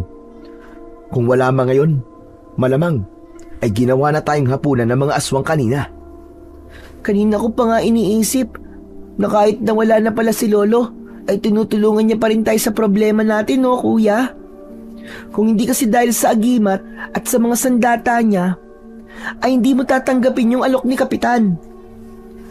Yan nga din ang naisip ko kanina. Mahal na mahal talaga tayo ni Lolo. Kaya lang, natatakot pa rin ako, Kaloy. Hindi kasi tayo sigurado kung ilang aswang pa ang kailangan kong labanan. Saka hindi natin alam kung may malalakas na aswang akong makakaharap. Yung mga aswang kasi kanina, parang mahihinang uri lamang sila ng mga aswang Ano ka ba kuya? Mas maraming aswang ang mapapatay mo ay mas maraming pera ang makukuha natin. Malay mo, 100 aswang ang mapatay mo. Ay sandali, magkano bang 100 aswang? 100 times ng 10,000 is equals to... Sige nga. Anong sagot? Sandali lang kuya, nagkikwento pa yung tao Magkano ba yun? Ano ba yan? Ang hirap naman. Hindi ko alam kung ano ang sagot.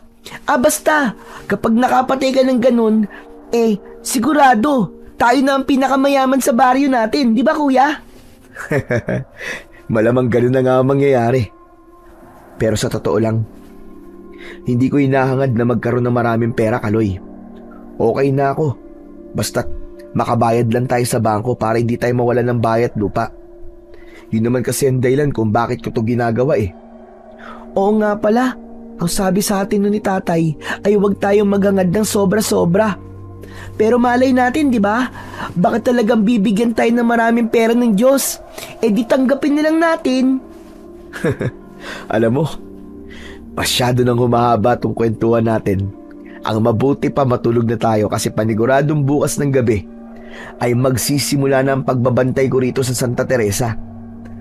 Sige kuya. Inaantok na rin ako Tumalikod na ako kay Kaloy at saka ako pumikit para matulog. Bago ako tuluyang matulog, ay taimtim kong ipinagdasal na sana ay magtagumpay ako sa lahat ng pakikipaglaban ko sa mga aswang. At sana ay parehas kaming makabalik ni Kaloy sa aming bahay ng ligtas. Kinabukasan, pagkagising namin ni Kaloy, ay may nakahanda ng almusal sa lamesa. Kasabay naming kumain sina Kapitan Goryo at Aling Celia. Maging si Aling Celia ay napakabait sa amin. Sobrang maasikaso niya, kaya hindi ko naiwasang maalala si nanay sa kanya. Oo nga pala, Sinto. Naisipan ko na ipakilala ka sa mga tao mamaya sa plaza. Gusto kong makilala nila kung sino ang pumatay sa mga aswang kagabi. Naku, wag na ho. Nakakahiya naman, Kapitan. Kahit hindi na po nila ako makilala, okay lang po sa akin yun. Pumayag ka na. Malaking bagay para sa kanila na malaman na meron ng taong nakikipaglaban sa mga aswang. Lalo na at marami sa amin ang nawawalan na ng pag-asa. Kaya nga naman kuya, pumayag ka na. Ayaw mo nun. Sisikat ka dito. Marami ang makakakilala sa'yo, panigurado. Kaloy, di ko naman gustong sumikat eh. Sa Kapitan, nahihiya po talaga ako eh. Hindi po kasi ako sanay na humarap po sa maraming tao eh. Hindi ka dapat mahiya kasi wala ka namang ginagawang masama. Sige na, Sinto. Akong bahala sa'yo. Kasama mo naman ako. Kahit magsalita ka lang ng maikli sa harap ng mga tao. Sa huli, ay wala na akong nagawa, kundi ang pumayag na rin sa gusto ni Kapitan Goryo na ipakilala ko sa mga tao.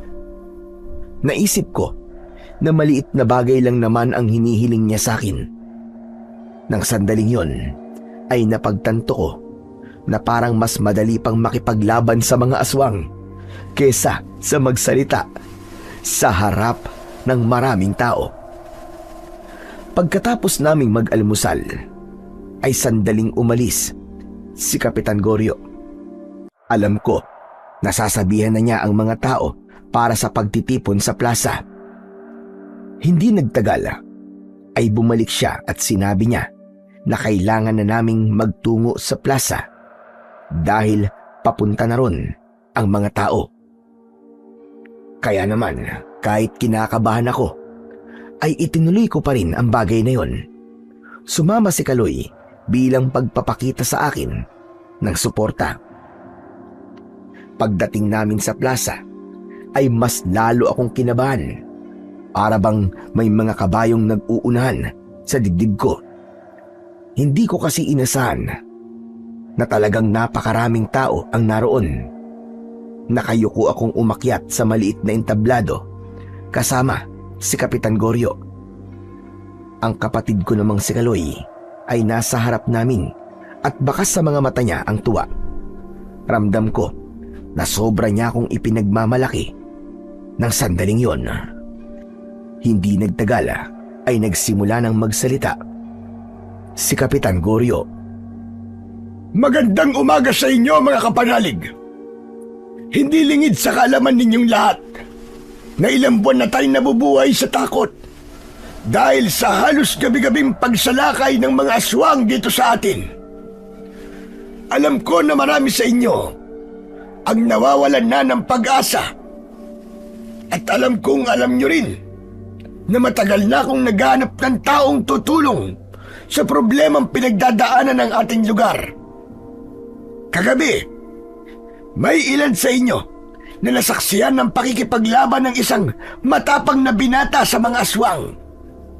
At yun ang unang beses na may mga aswang na namatay dito sa Santa Teresa. Unang beses na umagos ang kanilang dugo sa lupa. Kaya ngayong umaga, hayaan niyong ipakilala ko sa inyo si Jacinto, ang manunugis na tutulong sa atin upang ibalik ang katahimikan at kapayapaan sa ating lugar. Sabay-sabay na nagpalakpakan ang mga tao. Sumenya sa akin si Kapitan Goryo na parang sinabi niya na kailangan ko nang magsalita. Humakbang ako ng isa at mas lalong lumakas ang aking kaba. Pero nang nakita ko si Kaloy na nakangiti sa akin at ang pag-asa sa muka ng bawat taong nasa aking harapan, ay nabawasan kahit papano ang aking hiya at kaba. Magandang umaga po sa inyong lahat. Ako po si Jacinto. Ako po ang inatasan ni Kapitan Goryo na umubos po sa mga aswang na sumasalakay dito sa Santa Teresa. Aaminin ko po na may perang kapalit ang serbisyo na gagawin ko para sa inyong baryo. Pero hindi ko po ito ginagawa para lamang po sa pera. Kundi gusto ko rin pong ipagpatuloy ang ginagawa no ng aking lolo, na hindi lang po isang albularyo, kundi isa rin palang manunugis ng mga aswang. Gusto ko po kayong tulungan dahil naniniwala po ako na lahat tayo ay may karapatan na mamuhay ng tahimik at walang takot na dinadala. Mga kasama, ayoko pong mangako sa inyo ng kahit na ano. Pero makakaasa po kayo na gagawin ko po ang lahat para matapos ang problema nyo sa mga aswang. Samahan nyo lang po ako ng konting dasal. Maraming salamat po. Muling nagpalakpakan ang mga tao. Maging si Kaloy ay pumalakpak din at tuwang-tuwa siya sa akin. Matapos yun, ay bumaba na kami ni Kapitan Goryo sa entablado at bumalik na kami sa bahay niya. Pakiramdam ko ay nabunutan ako ng napakalaking tinik sa aking lalamunan dahil nagawa ko ang isa sa mga bagay na kinatatakutan kong gawin, at yun ay ang magsalita sa harapan ng maraming tao. Pagsapit ng gabi, ay sinimulan ko na ang pagbabantay sa Santa Teresa. Bago ko lumabas, ay sama-sama kaming nagdasal para sa aking kaligtasan. Habang mag-isa akong naglalakad, ay ramdam ko ang kapangyarihan ng aking agimat. Nilakasan ko ang aking loob at hindi ko inalis sa isip ko ang mga dahilan kung bakit ko yun ginagawa. Hanggang sa 2 aswang ang bigla na lamang umatake sa akin. Hindi ako naging handa, kaya nagawa kong masugatan ng isa sa aking balikat. Hindi ko ininda ang sakit. Ang tanging nasa utak ko ay ang paslangin ang mga aswang. Sinimulan ko na ang pakikipaglaban. Pakiramdam ko ay may kung anong enerhiya ang gumagabay sa bawat pag-atake at pagdepensang ginagawa ko. Hindi nagtagal ay walang buhay na bumagsak ang 2 aswang. Hindi man lang ako nakaramdam ng pagod at alam kong dahil yon sa agimat. May mga taong nakakita sa ginawa ko at maya-maya pa ay lumapit sa akin si Kapitan Goryo at Kaloy. Ang galing mo talaga, kuya! 2 aswang na naman ang napatumba mo! Pero may dugo ka, kuya! Kapitan, kailangan natin dalhin si kuya sa ospital! Hindi na kailangan, Kaloy. Mababaw lang naman tong kalmot sa akin ng aswang eh. Kailangan lang nitong malinisan at malagyan ng gamot. Sigurado ka ba, Jacinto? Hindi ka na ba talaga magpapadala sa ospital? Hindi na po, Kapitan. Kaya ko naman po. Kung ganon, ay umuwi na tayo para malinisan at magamot ng sugat mo. Maraming salamat pala, Jacinto. Nang dahil sa'yo, ay nabawasan na naman ang mga aswang na sumasalakay dito sa amin. Walang anuman po, Kapitan Goryo. Ginagawa ko lang po ang tungkulin ko. Hindi nagtagal ay umuwi na kaming 3 sa bahay ni Kapitan Goryo. Agad na inianda ni Aling Celia ang mga kailangan niya para sa paglilinis ng aking sugat. Maingat niyang nilinisan at nilagyan ng gamot ang sugat sa balikat ko. Sa huli ay nilagyan niya yon ng benda upang hindi yon madumihan at hindi magkaroon ng impeksyon. Sa mga lumipas na araw ay mas lalo naming naramdaman ni Kaloy ang kabutihan ng mag-asawang Kapitan Goryo at Aling Celia. Palagi kaming busog sa masasarap na pagkain at ipinapasyal din kami ni Kapitan Goryo sa magagandang lugar sa Santa Teresa. Mabilis din akong nakilala ng mga tao roon. Marami ang nagpapasalamat sa akin. Pero kahit tila marami na ang humahanga sa akin, ay pinili ko pa rin ang maging mapagkumbaba at hindi maging mayabang. Alam ko kasi sa sarili ko na kung hindi dahil sa agimat at mga karit ni Lolo Panying, ay hindi ako magkakaroon ng lakas ng loob na labanan ang mga aswang. Hanggang isang gabi, habang naghahapunan kami, ay nakarinig kami ng sigawan ng mga tao sa labas. Agad akong napatayo sa aking kinauupuan dahil alam ko na may mga aswang na sumasalakay. Kinuha ko ang 2 karit, pero bago pa man ako makalabas, ay 2 aswang ang pumasok sa bahay ni Kapitan Goryo. Nang sumugod sila sa amin, ay sinalubong ko sila parehas at ginilitan ko sa leeg ang mga aswang gamit ang aking matalim na karit. Anong nangyayari? Ngayon lang umatake ng ganitong oras ang mga aswang! At mukhang meron pang aswang sa labas. Kayo na po muna ang bahala rito, Kapitan. Haharapin ko po muna ang mga aswang na nasa labas. Kuya, mag-iingat ka! Tumango ako kay Kaloy at saka ako lumabas ng bahay. Doon ko nakita ang 2 pang aswang na inaatake ang mga tao. Inuna ko ang aswang na mas malapit sa aking kinaroroonan. Akmang papasok ang aswang sa isang bahay, pero mabilis akong lumapit sa kanya at itinarak ko ang karit sa kanyang batok. Hinila ko siya at nang mahugot ang karit sa kanyang katawan, ay humarap siya sa akin. Hindi ko na hinintay na umatake siya sa akin. Sabay kong itinarak sa dibdib niya ang mga karit na agad niyang ikinamatay. Sinunggaban naman ako ng isa pang aswang mula sa aking likuran. Napasigaw ako nang naramdaman ko ang pagbaon ng matutulis niyang ngipin at mga kuko sa aking balikat at tagiliran. Agad ko rin siyang sinaksak sa kanyang tagiliran at marahas kong hinugot ang karit. Tila nawala ng lakas ang aswang, kaya pinakawalan niya ako.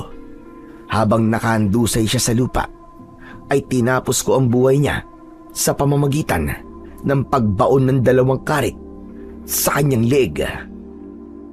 Matapos yun, ay pinakiramdaman ko ang paligid. Nang masiguro ko na wala ng aswang, ay saka ako bumalik sa bahay ni Kapitan Goryo. Ngunit natigilan ako nang nasa pintuan na ako. Nakita ko kasi si Kaloy na hawak ng isang mas malaki at mas nakakatakot na aswang. Nakapulupot sa leeg ng kapatid ko ang braso ng aswang na yon, habang sina Kapitan Goryo at Aling Celia naman ay parehas na sugatan at duguan sa isang sulok. Jacinto! Patawarin mo ko kung hindi ko naprotektahan si Kaloy! Kuya, tulungan mo ako! Ayoko pang mamatay! Hoy ikaw! Anak ka ng teteng! Pakawalan mo ang kapatid ko kung ayaw mo matulad ka sa mga kasamahan mo! Kung ganun, ikaw pala ang manunugis na pumatay sa mga alagad ko. Magbabayad ka! Sisiguraduhin ko na pagsisisihan mo ang pakikialam mo sa mga ginagawa namin! At ikaw pala ang pinuno ng mga aswang. Ano bang pumasok sa isip nyo? At sumasalakay kayo rito, ha? Bakit nyo ito ginagawa? Kailangan bang may dahilan kami? Kaya namin yung ginagawa. Ganito kami nilikha. Kayong mga tao ang aming pagkain. Nabubuhay lang kami sa paraang alam namin, gaya ninyong mga tao. Pero hindi yan sapat na dahilan para pumatay kayo ng mga inosente. Kaya pakawalan mo ang kapatid ko. At bakit ko naman pakakawalan ng pilay na ito? Mas lalo na akong nagkaroon ng dahilan para patayin siya. Dahil alam kong mahalaga siya sa'yo.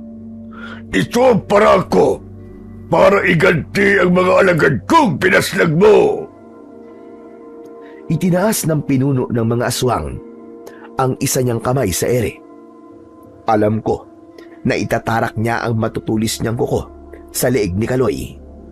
Pero bago pa niya yun magawa, ay buong lakas kong ibinato sa kanya ang isa kong karit. Umikot-ikot sa ere ang karit at sakto na tumusok yun sa nakataas na kamay ng aswang. Umalingaw-ngaw ang malakas na sigaw ng aswang at nang nabitiwan niya si Kaloy, ay mabilis na tumakbo si Kaloy papunta sa akin. Hinabol ng aswang si Kaloy, kaya tumakbo na ako para unahan ng aswang. At bago pa nagawang maabutan ng aswang ang kapatid ko, ay buong lakas kong tinaga ang leeg ng aswang gamit ang napakatalim kong karit. Halos humiwalay ang ulo ng pinuno ng mga aswang sa kanyang katawan nang walang buhay siyang bumagsak sa sahig. Umiiyak naman na yumakap sa akin si Kaloy. Kuya! Kuya, salamat! Akala ko mamamatay na ako. Akala ko magiging kwento na lang ako, kuya. Hindi ba nangako ako sa'yo na hindi kita pababayaan at palagi kitang poprotektahan? Tana, huwag ka nang umiyak. Tapos na. Ligtas na tayo, kapatid ko. Matapos yun, ay humingi kami ng tulong sa mga tao para madala sa ospital sina Kapitan Goryo at Aling Celia. Ganun na rin ang ibang nasugatan sa pag-atake ng mga aswang sa gabing yun. Hindi ko kasi dala ang mga gamit ko sa panggagamot, kaya hindi ko sila nagawang gamutin. At sa gabi rin na yun, ay naramdaman ko na tapos na ang misyon ko sa Santa Teresa. Umasa ako na wala ng aswang ang sasalakay doon dahil napatay ko na ang kanilang pinuno. Makalipas ang ilang araw, ay nakalabas na sa ospital sina Kapitan Goryo at Aling Celia. Hindi muna kami umalis ni Kaloy sa Santa Teresa. Ilang gabi pa akong nagbantay para makasiguro kami na wala na talagang aswang ang manggugulo roon.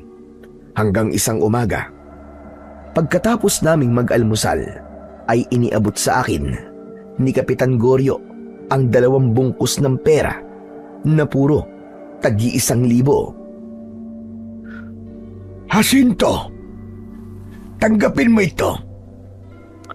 Maraming salamat. Yan na ang kabayaran sa tulong na ginawa mo para sa aming lahat. Wow, kuya!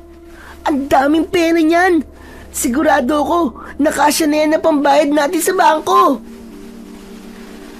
Maraming salamat po, Kapitan Goryo. Alam niyo napakalaking tulong po talaga ng perang to para po sa amin ng kapatid ko. Makakabayad na po kami sa bangko at hindi na po nila kukunin ang bahay namin.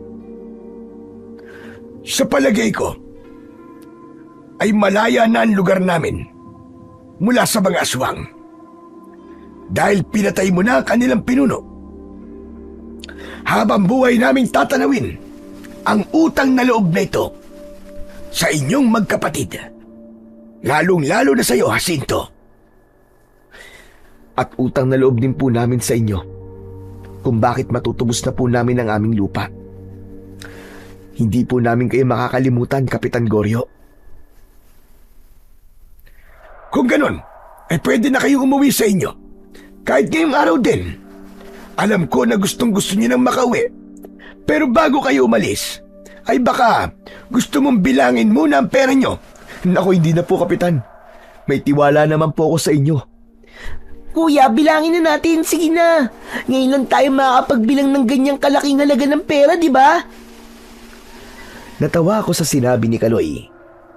Kaya naman, pinagbigyan ko siya.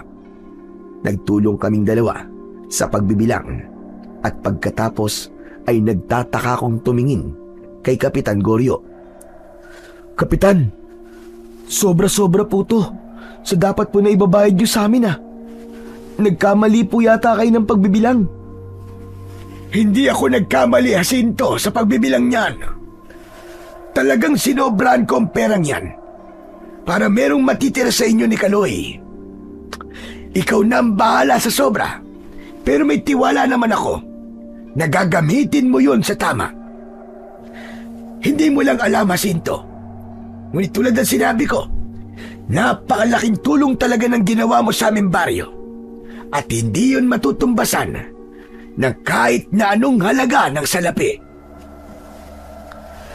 Naiiyak kong niyakap si Kapitan Goryo.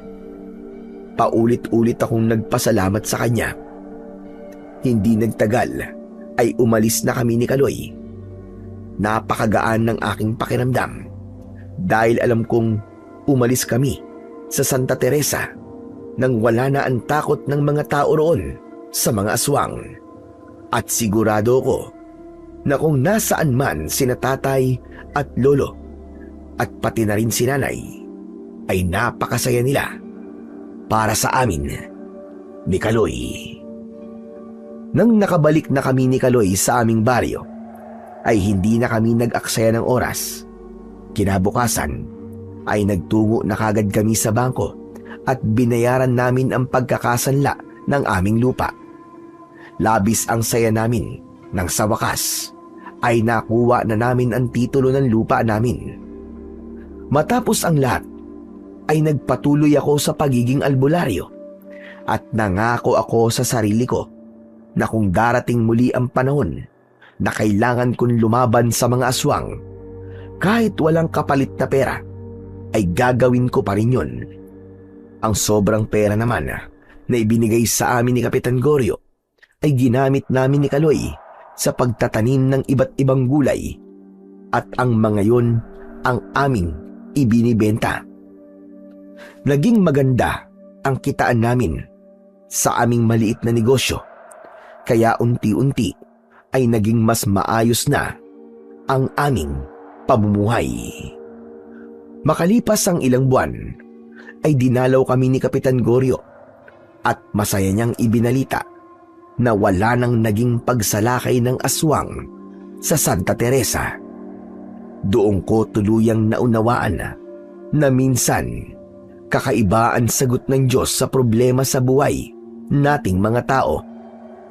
Hindi laging madali o ayon sa inaasahan natin ang solusyon, pero kailangan lang nating magtiwala at harapin ang bagay na kinatatakutan natin dahil yon ang magiging daan upang makamit natin ang tagumpay. Sa ating paglalakbay sa buhay, darating ang mga sandaling kahit gaano pa tayo katapat sa ating serbisyo at sinumpa ang tungkulin, ay mapapaisip tayo kung maaari ba nating labagin ang mga ito dahil sa bigat ng mga suliraning pananalapi at mga pagsubok na tila hindi kayang tumbasan ng ating kasalukuyang trabaho. Ito ay likas na damdamin ng taong napapagod at nasusubok. Gayunman, sa gitna ng mga pag-aalinlangan, mahalagang maniwala na ang Panginoon ay hindi natutulog at hindi nagbubulag-bulagan sa kalagayan ng mga taong may mabubuting kalooban. Maaaring hindi niya agad ibigay ang eksaktong bagay na ating hinihiling, ngunit sa halip ay ipinagkakaloob niya ang higit na mahalaga: ang lakas ng loob, tamang pag-iisip at tibay ng pananampalataya upang harapin at mapagtagumpayan ang ating mga problema. Hindi lang sa ngayon, kundi sa hinaharap. Sa ganitong paraan, hindi niya tinutugunan ang ating panalangin sa paraang inaasahan natin, kundi sa paraang tunay na kailangan natin. Sabi nga sa Isayas Kabanata 41, talata 10, "Huwag kang matakot sapagkat ako'y sumasa iyo. Huwag kang mangamba sapagkat ako ang iyong Diyos. Palalakasin kita at tutulungan. Aalalayan kita ng aking kanang kamay ng katuwiran." Hindi agarang solusyon, kundi katiyakang hindi ka nag-iisa sa laban. Sabi rin sa Awit, Kabanata 37, talata 5, Ipagkatiwala mo sa Panginoon ang iyong lakad. Magtiwala ka sa Kanya at Siya ang kikilos. Kapag isinuko natin ang bigat, Siya ang gagalaw sa tamang panahon. Sabi rin sa Santiago, Kabanata 1, Talata 5. Ngunit kung ang sinuman sa inyo ay nagkukulang ng karunungan, humingi siya sa Diyos na nagbibigay ng sagana at walang panunumbat, at ito'y ibibigay sa kanya. Minsan, hindi pera ang sagot, kundi karunungang gagabay sa tamang pasya. Basta tayo'y may tamang pananalig at huwag bibitaw sa pananampalataya, sa poong may kapal. Hanggang dito na lamang po, at maraming salamat po sa walang sawang pakikinig at pagsuporta sa aking mga YouTube channel. Hanggang sa muli, at pagpalain nawa kayo ng Diyos na may kapal.